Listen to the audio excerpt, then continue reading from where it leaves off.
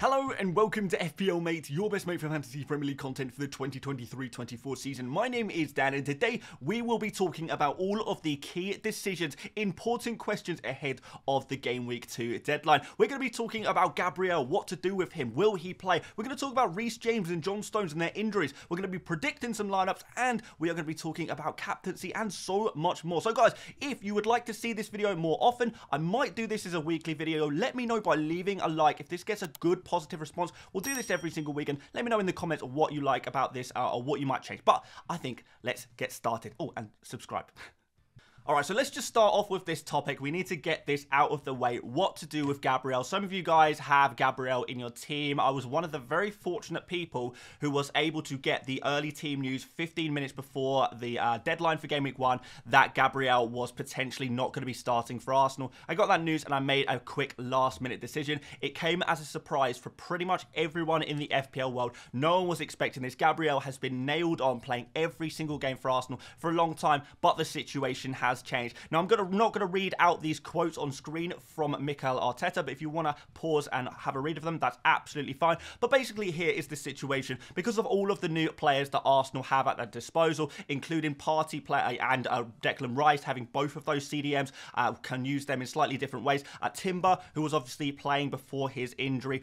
Basically, Arsenal are in a situation where they can play in different tactical setups, and some of those tactical setups involve a team without Gabriel, and that's what we saw in Game Week 1, a tactical setup that was about not using Gabriel for certain reasons, and I'm going to try and explain those reasons to you.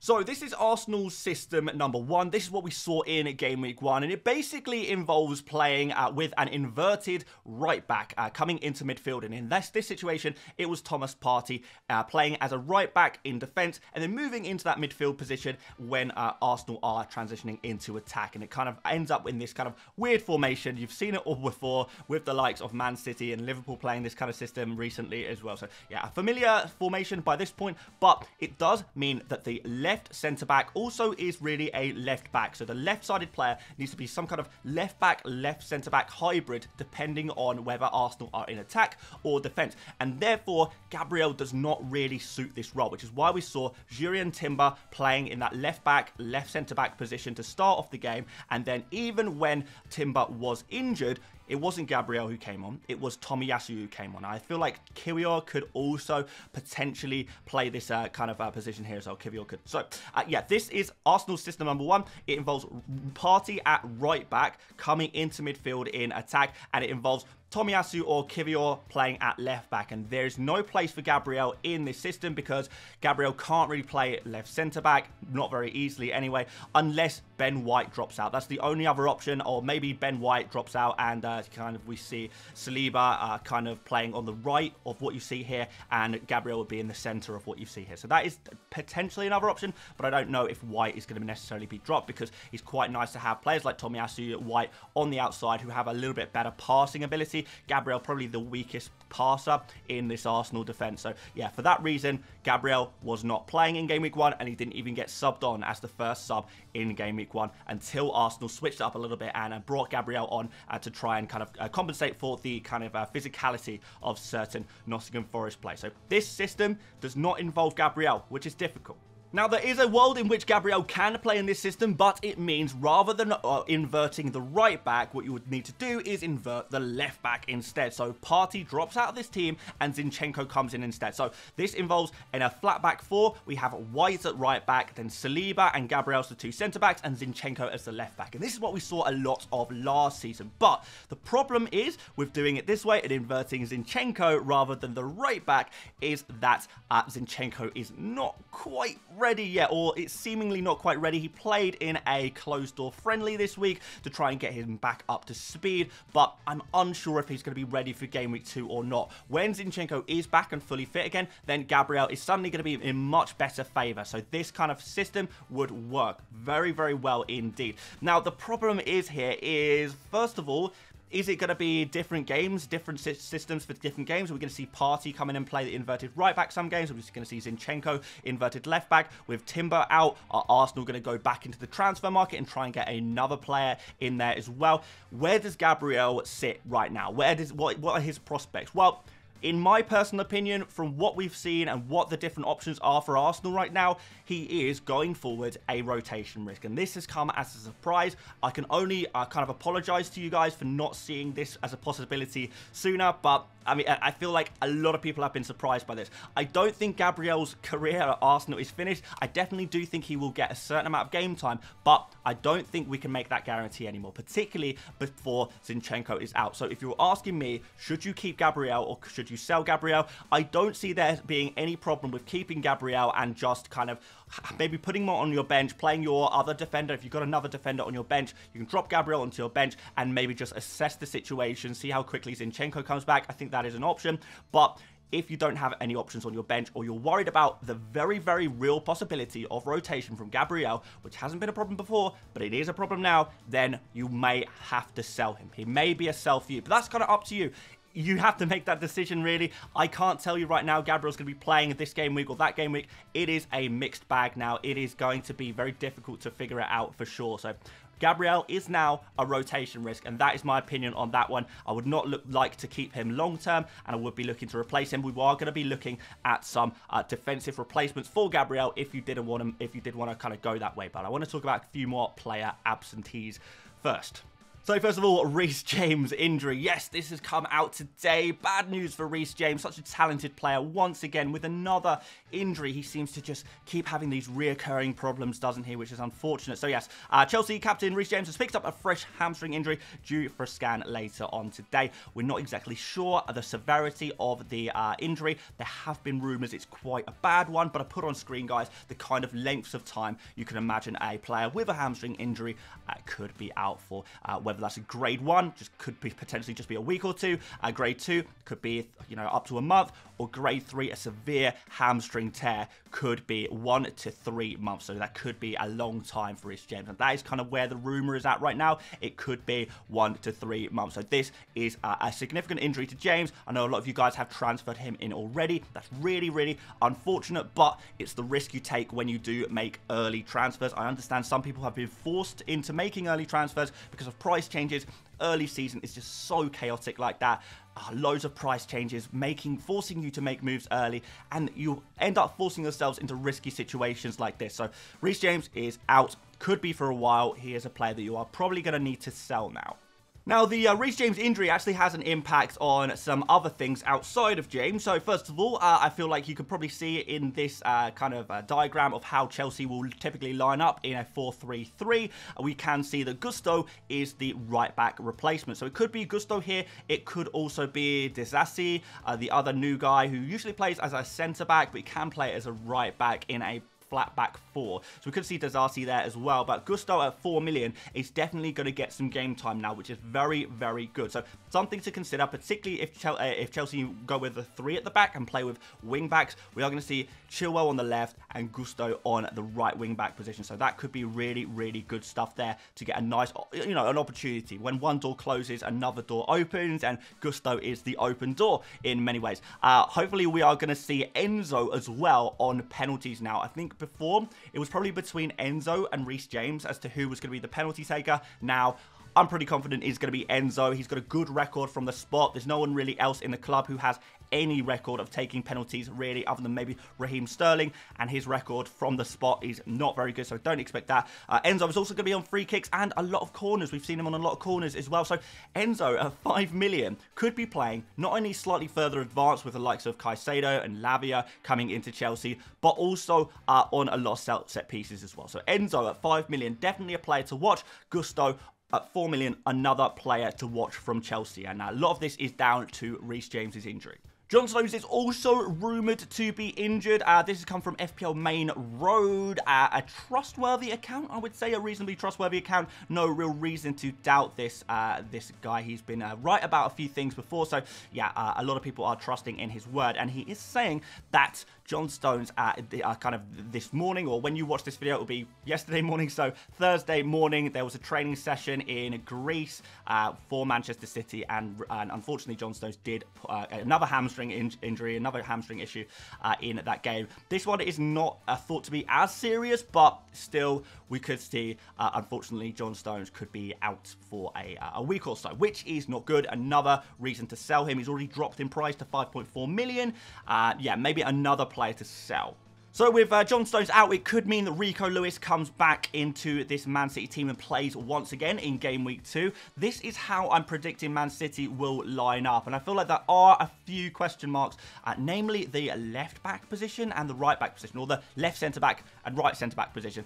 Gabriel is obviously a player who's been brought into play in that position. So him and Ake, probably going to be a bit of rotation here, but I do see Gabriel as a long-term solution there. So Ake is in danger. On the right-hand side, I would say it's probably going to be Kyle Walker, just to kind of deal with the pace of Newcastle's forwards in this Game Week 2 fixture. But Akanji could play there as well. I think Ruben Dias should be back. He was only out of the Manchester City squad because of a concussion, and Manchester City were following concussion protocols whereby a player does not play for 1 week after having that concussion. So Ruben Dias, best Man City defender against Newcastle. You imagine he gets the nod and comes straight back in there. And we've got obviously Rico Lewis in those kind of midfield roles.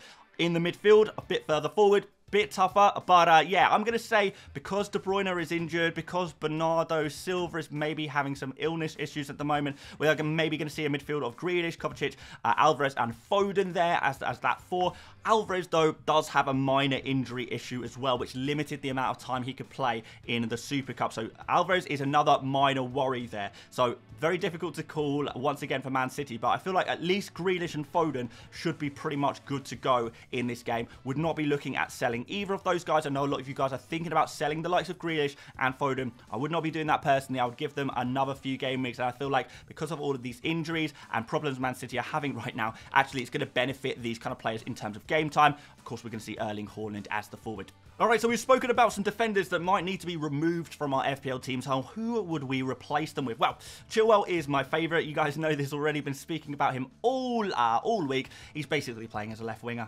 He's got great fixtures, amazing fixtures for a long time at Chelsea, and Chilwell is playing really advanced. More advanced than I've ever seen him play before, which is really impressive, and it's going to give him a lot of opportunities for goals and assists. So that is something you definitely want to keep an eye on. I would say that Chilwell is the priority transfer for Game Week 2. If you haven't got this guy yet, get him into your team. It's so important. Estupiñán, similar situation, playing really nice attacking football. The fixtures aren't as good for as long, and I don't know if we can fully trust Brighton for clean sheets, but he is slightly cheaper for a reason, and you are still going to get a decent amount of attacking output from a player like Estupiñán. Now, Gabriel, I feel like he should start to get as close to nailed as you can be for Manchester City relatively soon. It's going to take maybe another week or so, but I feel like soon at 5 million, Gabriel could give you a nice cheap way into regular clean sheets. Rico Henry, love his fixtures. I think he's got some decent attacking output there, but he does play for a slightly weaker defense. You can get him for 4.5 million, which is not too bad. Gusto, super cheap, small rotation risk with Disasi. I feel like Gusto should play most games though, but he's definitely a really good short-term pick whilst James is out. If James is out for a longer term, then actually maybe Gusto could even become a decent mid-term pick as well. And Saliba, pretty boring, but he is safe. He's got low attacking upside. I know he got an assist last game week, but that's not something that typically does happen. But he does, unfortunately, have mixed fixtures from here on. I feel like if you missed the first game, we're now looking into the future, and the fixtures, some are good, some are bad, sometimes maybe good, sometimes maybe something else. But yeah, he still is an okay player to have in your team. So these are my favorite defender replacements that I would be looking to pick in order of my favorite to least favorite. This is kind of the way I would be looking to go if you are looking to replace the likes of Gabriel, Reece James or John Stones. Now, here's a really good question that keeps coming up this game week. Which goalkeeper to play? I have got the most popular goalkeepers on screen right now that a lot of people are talking about potentially rotating because we have, of course, got the likes of Turner. Matt Turner, the Nottingham Forest goalkeeper. He's 4 million. He's on so many of our benches, but he's got a great fixture next against Sheffield United at home. And we're looking at the numbers. We're looking at the AI machine learning numbers, and they are predicting Turner a clean sheet probability of 40%. that's pretty decent, right? Predicted points of 4.1. And I actually do think that the Nottingham Forest against Arsenal, they kept the XG down against a difficult team. XG conceded, I mean. So, you know, they didn't actually concede too many chances. Turner, when called upon, made a couple of really decent saves. And against Sheffield United, a team that actually really disappointed in the attacking third in their opening fixture, I think there's a really good chance that Turner and Nottingham Forest could come away with a clean sheet in this game. So he is definitely worth considering over some of your other goalkeepers here. So here are some of the other goalkeepers that have also got their own predicted clean sheets and predicted points. So here we go. Edison is probably, out of these players, the only goalkeeper you'd actually play ahead of Turner.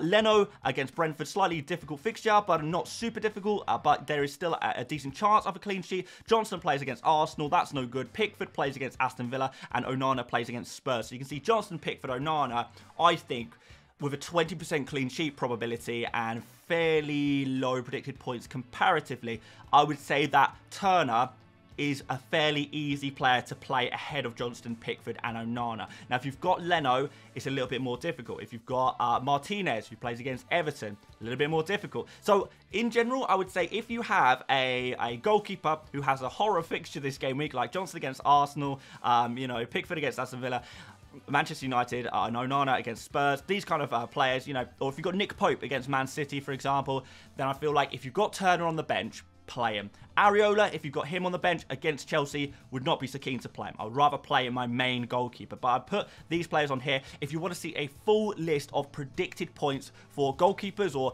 any other position on the entire field, to be honest, you can do so by going to Fantasy Football Hub. There is a link in the description where you can get 50% off your Fantasy Football Hub membership. Really useful, this predicted tool, points tool, one of their many tools, but this tool in particular is really useful for making these kind of decisions where should I play this player or this player? Well, we can see by these predicted points, by these clean sheet probabilities, that Turner is the favoured goalkeeper actually over a lot of other goalkeepers. So unless you've got Edison or Martinez or maybe Alisson, yeah, probably play Turner this week if you've got him. Quick note on Manchester United players and whether you should sell them. I know a lot of people are thinking about selling them, giving up on United already after one game week. I think it's a little bit soon to be giving up on these players. Rashford and Fernandes didn't do too well in terms of their underlying numbers in game week 1, but I do want to highlight Spurs' numbers versus Brentford. So Spurs conceded 11 shots versus Brentford. 9 of those were in the box. 4 of them were big chances, and they conceded XG of 2.51. So Spurs, even against Brentford, which you would probably say is on paper a weaker team than Manchester United, still struggled to keep it tight at the back, as they have been doing all pre-season. Spurs of new is an open team. It is an attack first, defence second approach to football, and therefore it's going to suit a team like Manchester United to go out there and get a good result out of them. So yes, it is very tempting to sell Rashford and Fernandes after a difficult result against Wolves, but the Spurs game, I actually trust my Manchester United guys more in this game. I think they'll do even better. I think they have a better opportunity in this game. So keep them, in my opinion. I think they could do well against Spurs, and I feel like they could definitely be goals in this game. 2-2 is my prediction for Man United versus Spurs. Let's see what happens there. Should you buy Liverpool players? Well, it's kind of up to you. Liverpool a little bit disappointing in the opening game. Luis Diaz was the primary goal threat. Salah mainly on assists. He did, however, have a goal disallowed for offside, and he hit the bar, the crossbar as well, or was it the post, whatever. But yeah, he hit the woodwork as well. So yeah, that was a situational, right? So yeah, Salah, Luis Diaz look like they could do pretty well against Bournemouth at home. So definitely they are options there. Diogo Jota a little bit disappointing in that opening game. So I do wonder if Darwin Nunez could come in and start this game. If Darwin starts against Bournemouth, I think he'll actually outscore the likes of Salah and Luis Diaz. But it's a big if Darwin Nunez will start. Not sure about that one or not. High risk, high reward, maybe. But if you're thinking about buying Liverpool players, these are the key questions I would be asking myself. Do you like the fixtures? Yes, we've got Bournemouth now, but after that, we've got Newcastle, we've got Aston Villa, we've got Wolves away. these are not ideal fixtures. And after that, you know, the fixtures are still mixed. Liverpool don't really have good fixtures until about game week 9 onwards. They are pretty poor in general. Will you captain your Liverpool player? That is a big question. If you're captaining them, then maybe it's more worth bringing them in. We will talk about captains in just one moment. Are you sacrificing players you actually like to get them in? Are you sacrificing Manchester United players that I personally like? I kind of fancy Manchester United players against Spurs. Are you having to sacrifice them, or Arsenal players who play Fulham in game week 3? Are you sacrificing them in order to get your Liverpool players in? If so, you've got to question yourself. Is it worth it? And does it need a -4? If you're taking -4s this early on in the season, then you may find yourself kind of struggling a little bit. You know, you're going to put yourself 4 points behind, and you may be creating problems for yourself, because Liverpool are actually probably the kind of players you'd maybe think about taking out the following week anyway. So do you want to do that? Do you want to be taking -4s and using up transfers in order to yo-yo zigzag players out of your FPL team? I'm not really sure about that one. So in terms of buying Liverpool players, I would personally be sticking with what I have already, not buying anyone, not selling anyone. And if you really want to add a bit of Liverpool to your team, then just understand there's a little bit of risk in there, and also going forward, they are players you may have to take back out of your team. So something to think about. I'm not too keen on Liverpool players myself, but there is definitely an option there. Okay, so who to captain? And once again, we are using AI predicted points and predicted goals and assists as well for this one. I thought that one might be a better stat to use. Again, if you want to use the predicted points tool of Fantasy Football Hub, it's amazing. Give it a go. It's one of their many tools, as alongside the My Team tool, the Opta Stats tool, and so much more. AI transfer suggestions. Man, they've got a lot going this season. Yeah, still get 50% off your subscription if you use the link in the top of my description. Yeah, there we go. So, right, we have got Erling Haaland with the most predicted points. He played against Newcastle at home. It's a tricky fixture, but it's not a fixture which is impossible to score against. 8.3 predicted points, 1.4 predicted goals/assists. So that's pretty decent there, really. But so is Mo Salah. 7.1 predicted points, 1 predicted goal/assist against Bournemouth at home. So pretty good there as well. After that, we do see a significant drop-off. So Watkins is kind of, I would say, I mean, I put on screen, these are not the highest predicted points players necessarily, but they're just the players that I hear a lot of you guys talking about potentially captaining. Heard you guys say about Watkins, Saka, and Chilwell. These are probably the 3 names outside of Haaland and Salah I've heard thrown about the most. But Watkins is actually the 3rd highest predicted points at 5.5 for Game Week 2. So Everton at home, good fixture for him. And yeah, that is it's, you know, an outside bet, I guess. People talking about Saka. Crystal Palace away is a difficult fixture, so his predicted points are not that high at 4.9. And Chilwell, again, West Ham away is not the easiest fixtures in the world. 3.6 predicted points there as well.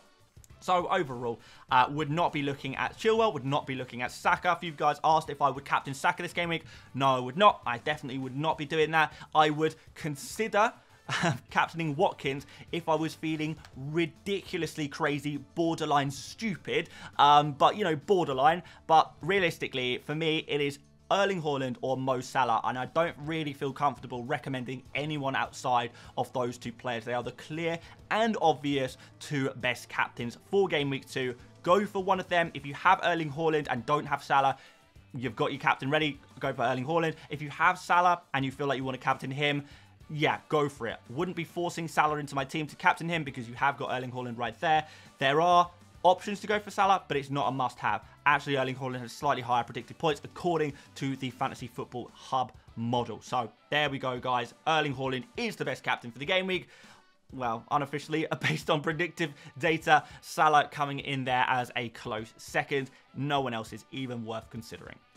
And a final note, do you even need a transfer this game week? And I couldn't really think of a kind of image or diagram or infographic for this one. So here is another picture of my cat. This time, he is being a very greedy young man trying to get my potato wedges. But regardless, do you need a transfer this game week? I'm not sure you do. A lot of the top FPL managers will not be making a transfer this week unless they have something very specific to deal with, such as an injury to the likes of Stones or Reece James or De Bruyne, or if they have a situation like Gabriel where they're not confident about his minutes going forward. These are the kind of situations where you should make a transfer. If you don't have those problems, you don't have James, you don't have Stones, you don't have Gabriel, you don't have De Bruyne, if you don't have any of those players in your team, you probably don't need to make a transfer unless you've had a horror show. Now, there are going to be situations where you've picked a player, you've kind of come to your senses now, they were a terrible pick. And I don't just mean they didn't perform in the first game week, or they're kind of a little bit disappointing. I mean an actual horror pick that you're actually questioning. Why on earth did you do that in the first place? Because it was like a really stupid pick. Now, if it's a really stupid pick that you want to deal with the situation now rather than later, then fair enough. That's a good time to use a transfer in general as well. But really would say overall, guys, if you can avoid making a transfer this game week, then avoid making a transfer. You don't have to. You set your team up for game week 1 for multiple game weeks, presumably. You don't need to change it up too much yet, unless you have a rather large problem. But I'm hoping most of you guys do not have a rather large problem. Maybe have a small problem instead. But yeah, let's see how game week 2 goes before we rush to make any decisions. Game week 1 is just one game week's worth of data. It's not a good amount of data, really. I'd like to see my players perform over a slightly longer period before I judge too quickly. So there we go. If you don't need to make a transfer, don't feel like you have to. And that is going to be it for videos this game week. Like I said, guys, if you do enjoy this kind of video, please let me know by dropping a like, and let me know in the comments as well what you would kind of like to see, because this is a video that I think could potentially run once per game week. I could do this every Friday. We could just do a roundup of all of the news over the week and all of the new injury news and go through some of the key decisions of the week. Also, don't really know what to name this series either. So if you've got any ideas for names, final decisions, key decisions, I don't know what to call it really. So yeah, let me know if it's a good video and what it should be called as well, potentially. We will be doing a stream later on today, a couple of hours before the deadline. So make sure you are joining us for that with those notifications on, so you get notified when we have the stream. Obviously subscribe as well if you haven't done that. Yeah, but aside from that, guys, thank you so much for watching. Loads of other content for game week 2 on the channel if you want to go check that out. My team, some suggestions of some transfers that you guys can be making as well, all those kind of videos on the channel, and hopefully there should be one of them right there, so go check that video out. But aside from that, thank you so much for watching, and I will see you later, mates. Bye bye.